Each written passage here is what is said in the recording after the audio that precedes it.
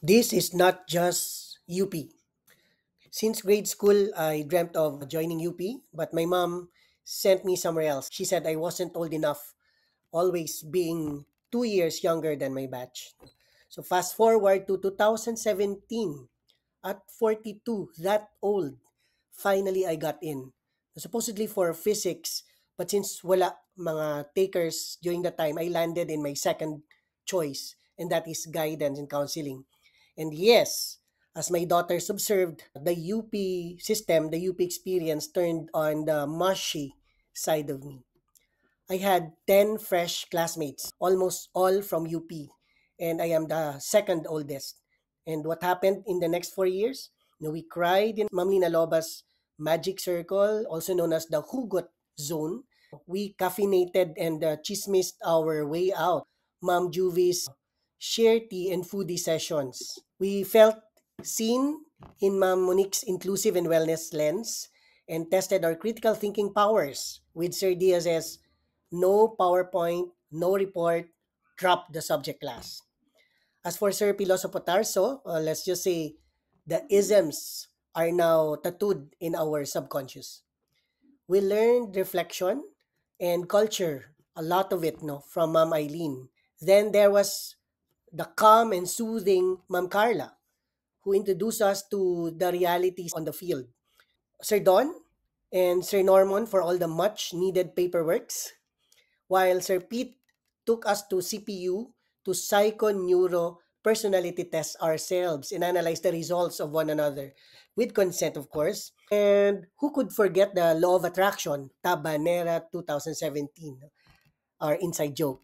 Our video K reunions, our Capiz escapades, our chismes in the UP canteen, UP library, and our GC that's filled with psych tables, chismes, updates, and photos, and is still more active than our thesis writing ever was.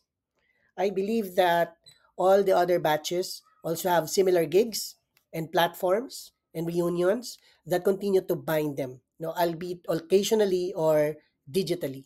In our case, we even went to Ateneo to fix a fight, to fix a fight, and finish a research paper that got published in an international journal and won gold, first place at the UPV research conference because, well, we deliver. Yeah, de.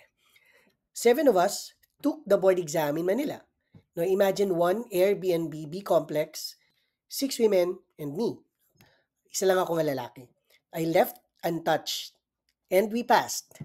No one left behind because that's how Guidance Batch 2019 rolls. In fact, that's how MEd Guidance in UP rolls. All passed, all the time. Now, all of us lead well in our own schools and offices, just like how we were trained to do so. But beyond leadership and letters after our names, UP reminded us of something deeper. Now, that knowledge is never just for personal gain, it must ripple outward. Social justice is not just a theory in our classes, it is action in our communities. Whether we're guiding students through self awareness, overall wellness, and empowerment amid the lingering educational crisis, or uplifting struggling families amid the current socioeconomic crisis, or pushing for inclusive policies in schools or at work, we carry, all of us carry the UP torch, not for prestige, but for purpose. To serve as scholar ng bayan, to give back, to be the kind of guidance professionals who not only listen but lead with compassion with and for others. So to UP Visayas, to our brilliant teachers, the facilitative staff, the administrators, those mentioned or not here, to the classmates who became therapists for each other, Ma'am Nerfy, Attorney Lori, Ma'am Johnny, Ma'am SP, Ma'am Gold, Ma'am Bim Bim, Sir Rene, and our classmates from other programs and batches. We thank you. We thank you all for the sleepless nights, the compre, one earthquake laden and one computer based for the first time, and the professors who reminded us this is not UP. We get it now. We get it now. It is really wasn't just UP. It is something more. It was home. It was home.